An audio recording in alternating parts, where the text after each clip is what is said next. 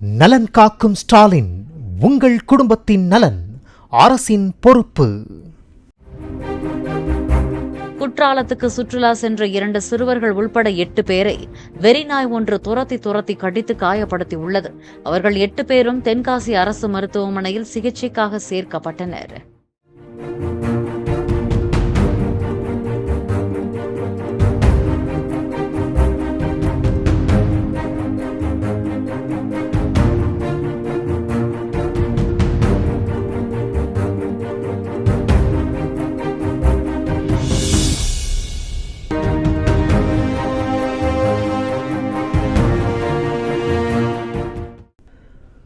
நலன் காக்கும் ஸ்டாலின், உங்கள் குடும்பத்தின் நலன் அரசின் பொறுப்பு.